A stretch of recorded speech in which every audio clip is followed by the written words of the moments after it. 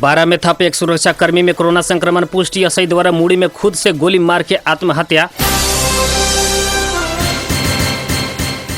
जनकपुर अस्पताल से कोरोना संक्रमित फरार। कोरोना से विश्व में 3,43,000 से ज्यादा की मृत्यु। 45 लाख के ऊपर संक्रमित।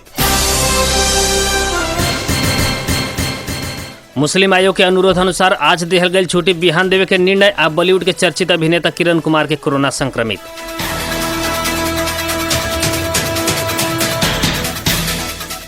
नमस्कार। बारा जिला के सिमरौनगढ़ स्थित रेडियो बादल 89 मेगाहर्ट्ज तथा इंटरनेट ऑनलाइन के www.radiobadal.com आ हमरो पात्रों में दुनिया भर के साथ प्रसारण हो रहा बादल खबर में स्वागत करता नहीं हम नूर आलम बादशाह। अब खबर विस्तार में। बारा में थप एक जने सुरक्षाकर्मी में कोरोना संक्रमण पुष्टि भइल बाटे। बारा के प्रमुख जिलाधिकारी रुद्र प्रसाद पंडित के अनुसार जिला प्रहरी कार्यालय बारा में कार्यरत सरलाही घर भइल 49 वर्षीय सुरक्षाकर्मी में कोरोना संक्रमण पुष्टि भइल बाटे। एक जने प्रहरी सहायक निरीक्षक से अपने मुड़ी में खुद से गोली मार के आत्महत्या कैले बानी। महानगरीय प्रहरी वृत्तीय स्वयंभू में कार्यरत एक प्रहरी सहायक निरीक्षक असही खुदे मुड़ी में गोली मार के आत्महत्या कैले बानी। आज सवेरे ड्यूटी करके रूम में गईल गेला के बाद गेट बंद करके असही महेश कार्की अपने मुड़ी में गोली प्रहार कैले महानगरीय प्रहरी कार्यालय रानी पोखरी के डीआईजी विश्वराज पोखरेल जानकारी देनी। प्रदेश 2 में आइसोलेशन में इलाज करा रहा 9 जने कोरोना संक्रमित एक दिन ठीक होकर घर लौटल बानी। बीरगंज के नारायणी अस्पताल के आइसोलेशन में इलाज करा रहा 96 मध्य 9 जने ठीक होकर घर लौटल बानी।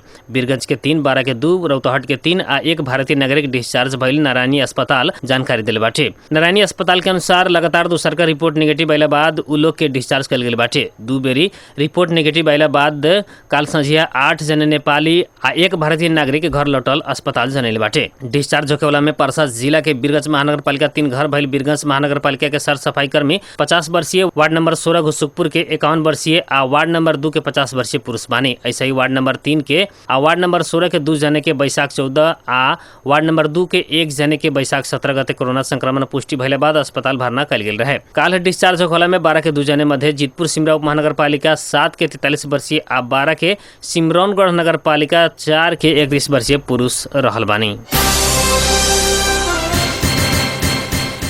प्रादेशिक अस्पताल जनकपुर के आइसोलेशन से एक कोरोना संक्रमित भागल बानी। सरलाही के 40 वर्षीय संक्रमित पुरुष आज सवेरे भागल प्रहरी जनैले बाटे। मानसिक संतुलन ठीक ना रहल वहाँ के आज तीसरका बेरी अस्पताल से भागल जिला प्रहरी कार्यालय सरलाही जानकारी दिले बा। इससे पहले भी वहाँ के भागला में फेरू नियंत्रण में लेके अस्पताल में भर्ना कल गेल रहे।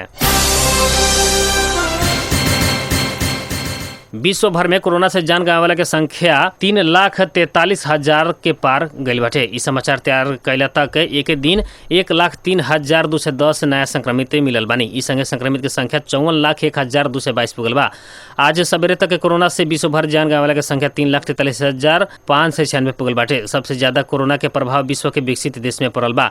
अमेरिका कोरोना के कारण सबसे ज्यादा जान गंवावे वाला देश बाटे त दूसरका में बेलायत रहल बा। तीसरका में इटली, चौथा में स्पेन आ 5वां स्थान में फ्रांस रहल बा। पिछला समय और देश में कोरोना धीरे धीरे नियंत्रण होत गईल बेरिया ब्राजील, रूस आ भारत में एकर संक्रमण तेज गति में फैल रहल बा।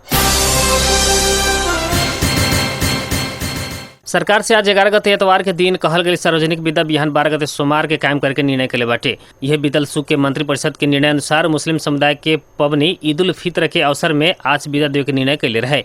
नेपाल आ दक्षिण एशिया से काल शनिचर के दिन चंद्रमा न देखला से उक्त पर्व 12 गते मनावे के निर्णय भइल कहत मुस्लिम आयोग के अनुरोध अनुसार आज के बदले बिहान विदा कायम कैल गेल गृह मंत्रालय सुनैले बा। परसा के पटेरवा सुगौली गांव पालिका के जंगल से निकासी हो रहल अवैध काठ के गोलियां प्रहरी बरामद कैले बा। विशेष सुराखी के आधार में इलाका प्रहरी कार्यालय पटेरवा सुगौली से खटल प्रहरी टोली 3 थान सखुआ के गोलियां सहित 3 गो साइकिल नियंत्रण में लेले बाटे। प्रहरी निरीक्षक दीपक चोरवार के नेतृत्व में खटल गश्ती टोली से वार्ड नंबर 2 के औराहा पंचांगवा से अंदाजी 26 की फीट 3 थान सखुआ के गोलाई 5 फीट के 1 थान आ 3 गो साइकिल सहित सवेरे 3:30 बजे बरामद कैल जनैले बाटे। दिल्ली बाजार कारागार में कैदी बंदी बीच झड़प भइल बाटे। चौकीदार परिवर्तन करे के विषय के लेके झड़प भइल कारागार स्रोत के कहनाम रहल बा। सामान्यतः कारागार के एक वर्ष में चौकीदार परिवर्तन होखे वाला भइला पर भी दिल्ली बाजार में 1.5 वर्ष होखे लगला बाद भी बदलल नहीं थे। लेकिन काठमांडू प्रहरी परिसर टेकू के प्रमुख SSP श्यामलाल गेवाली कैंटीन में उधार सामान न देला बाद समस्या से न भइल बतैले बानी। अभी कारागार क्षेत्र में ज्यादा प्रहरी परिचालन कर गेल प्रहरी उच्च स्रोत बतैले बाटे। राष्ट्रीय सभा से सरकार से जारी कल गेल नया नक्शा के अनुसार संघीय संसद के लोगो प्रतीक राष्ट्रीय सभा सांसद से प्रयोग करे के लोगो परिमार्जन करके निर्णय के लिए बाटे। आज बैठल कार्य व्यवस्था परामर्श समिति के बैठक से नेपाल के नक्शा अवधि के भइला बाद वही अनुसार संघीय संसद के लोगो और राष्ट्रीय सभा के सांसद के लोगो परिमार्जन करे के निर्णय कैले संघीय संसद सचिवालय जनैले बा।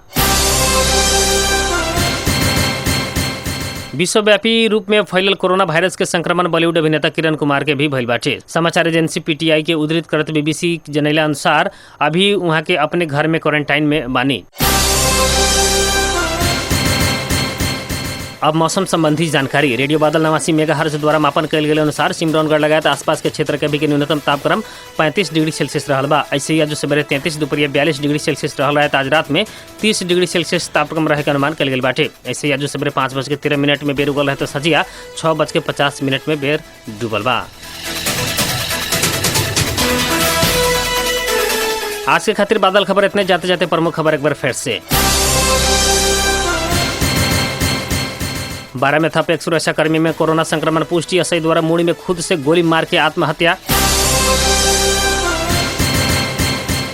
जनकपुर अस्पताल से कोरोना संक्रमित फरार। कोरोना से विश्व में 3,43,000 से ज्यादा की मृत्यु। 54 लाख से ऊपर संक्रमित। मुस्लिम आयोग के अनुरोध अनुसार आज देहल गई छुट्टी बिहान देवे के निर्णय। अब बॉलीवुड के चर्चित अभिनेता किरण कुमार के कोरोना संक्रमित।